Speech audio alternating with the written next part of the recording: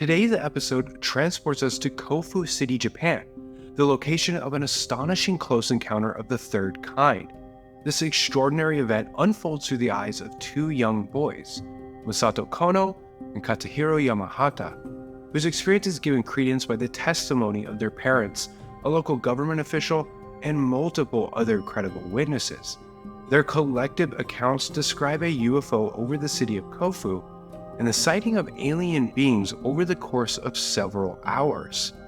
Amidst this unusual occurrence, we also find Midori Sato, an insurance saleswoman who recounts a chilling run-in with two strangely featured beings during her daily work routine.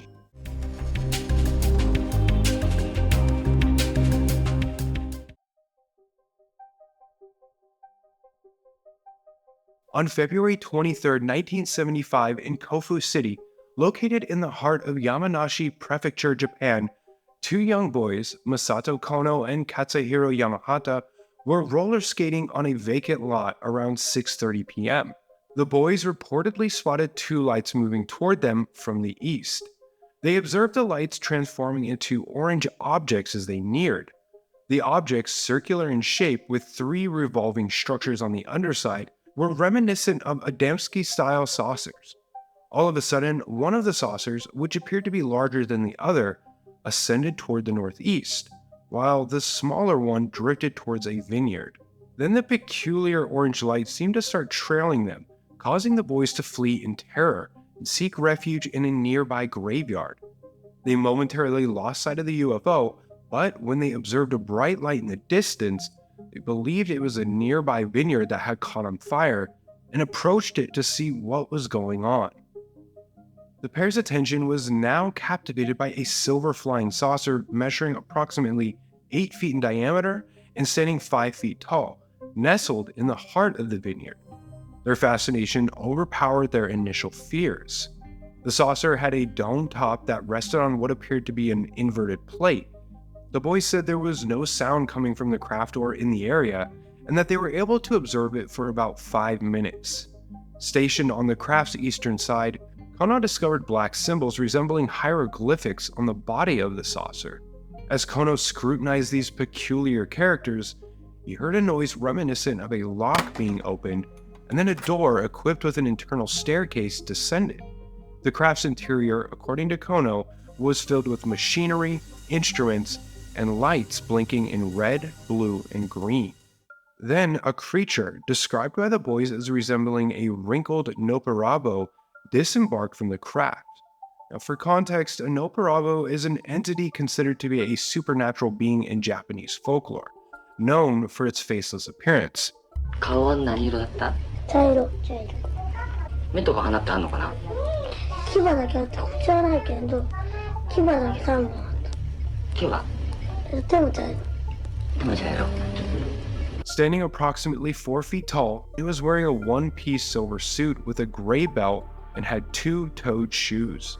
On the back of the suit, there was what looked like a zipper, and the neck seemed to connect to what might have been a mask on its head. It was also carrying some type of weapon that looked like it had an end like a trumpet bell. As the creature descended the staircase, its legs moved in a bowed manner. Intriguingly, Kono reported no sound accompanying its steps. He was gripped with a profound sense of dread as the creature approached him. During this time, Yamahata was on the opposite side of the craft, and hearing noises on the side Kono was on, he ventured over to investigate, only to receive 2 taps on his right shoulder. Turning around, he came face to face with the same entity. The creature emitted an odd sound, similar to a fast-forwarded tape recorder. Yamahata was overcome with fear. He fell to the ground, his eyes slightly ajar, observing the creature as it moved around, seemingly examining the area.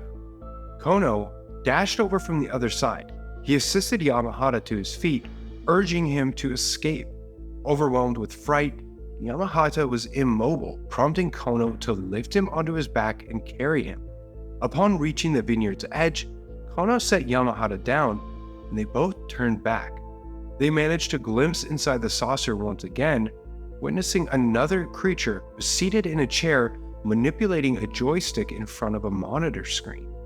As the creature locked its gaze on them, the two boys quickly ran away towards Kono's home. Once they arrived home, they shared their extraordinary encounter with their parents. Kono's mother initially dismissed their narrative as just an exaggeration. However, the boys' unwavering insistence on the authenticity of their story took her by surprise.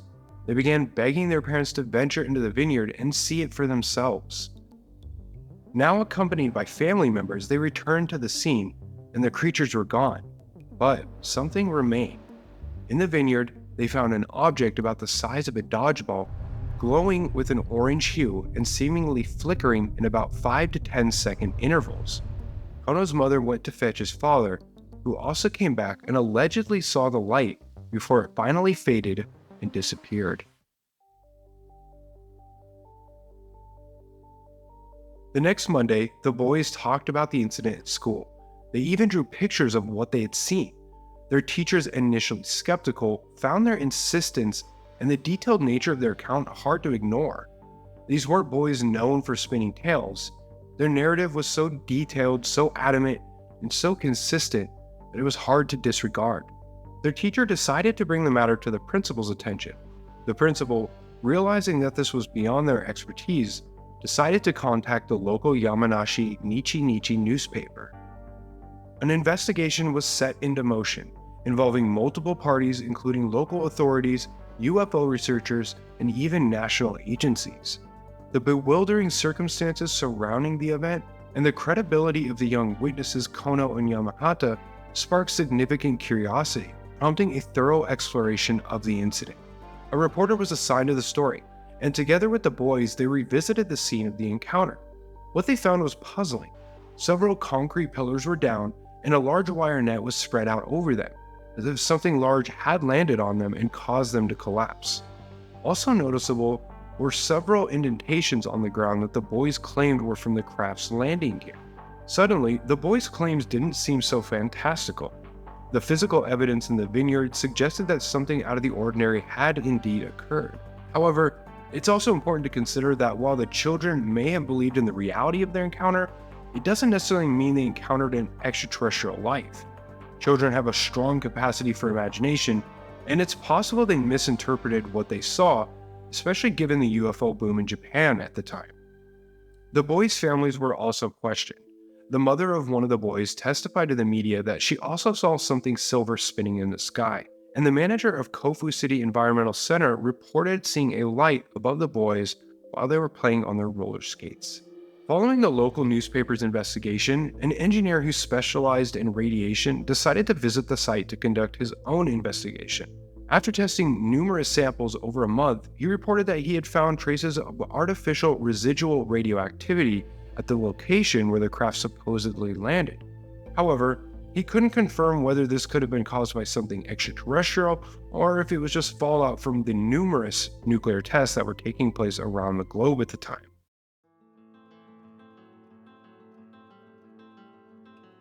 Alongside the boys and their mothers, we have several other key figures who add credibility to this UFO sighting. A janitor at the Environmental Center reported seeing a yellow, luminous object in the sky. His sighting was later confirmed by a local government official who witnessed the same luminous spectacle.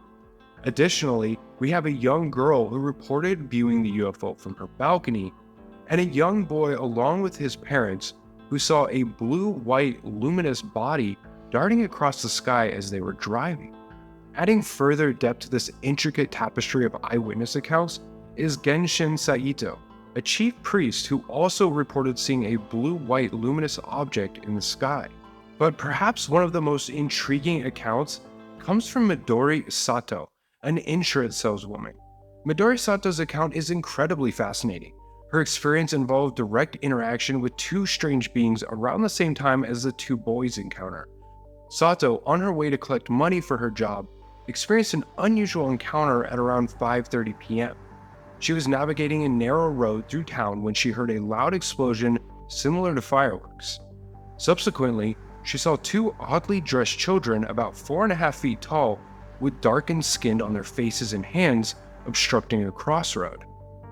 Despite honking her horn, the children didn't move, prompting her to cautiously drive past them. During this, one of the beings placed a hand on her windshield, revealing a deeply wrinkled and eerily alien-like face. The alien-like figure bore some resemblance to the one from the Kofu incident, but with noticeable differences, including the absence of large eyes, ears, and fangs. Since her sighting was fleeting, Sato recalled the remaining details being somewhat blurred. Now, according to her account, as she continued her journey down the road, she drove past a second being who also exhibited the same strange appearance. And further along, she encountered a group of people rushing from the road ahead. When she asked them what was going on, they asked if she had seen a UFO. However, since she hadn't seen any UFOs and didn't perceive the beings that she had just encountered as aliens, she didn't mention it and proceeded to her destination.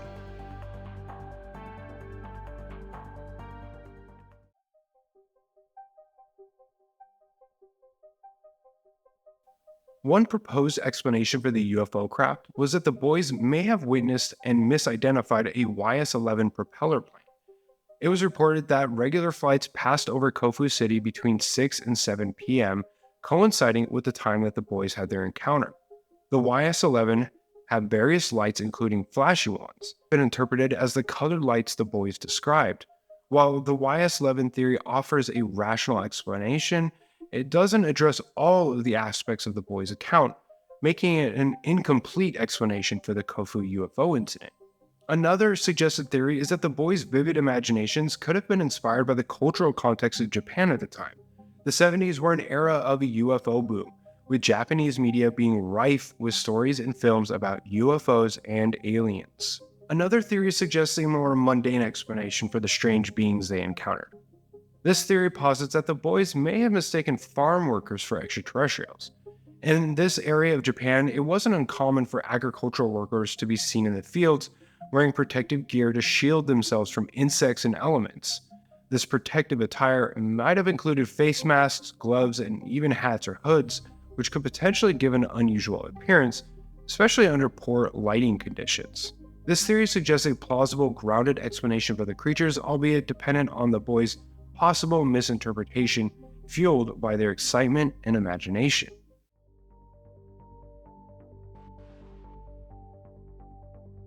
As with many strange occurrences that capture the public's attention, the Kofu UFO incident wasn't immune to the glare of the media spotlight. The boys' story was first reported by their school principal, and this humble initiation, propelled by the boys' convincing consistency, led to a media storm that engulfed the quiet city of Kofu. One of the most controversial aspects of the media coverage was the case of the vineyard owner. His statements were repeatedly sought, but were never made public. Was this an instance of selective reporting, ignoring the voices that didn't fit the narrative, or was it simply a non-contribution, as the owner didn't claim to have seen any UFO or extraterrestrials?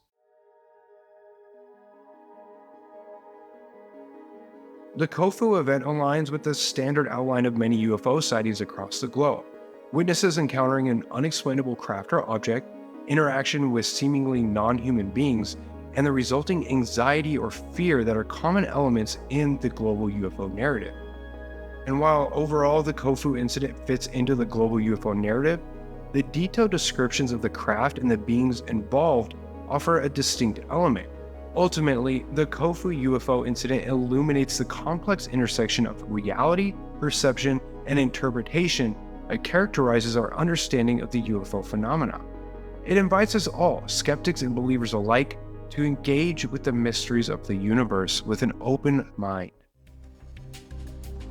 Thank you for joining us on this exploration of the Kofu UFO encounter. If you've enjoyed this episode, don't forget to hit that like button, subscribe, and ring that notification bell so you won't miss out on any future interstellar investigations. Here at the UFO Database, we're all about seeking the truth that's out there. Until next time, UFOs on the mind.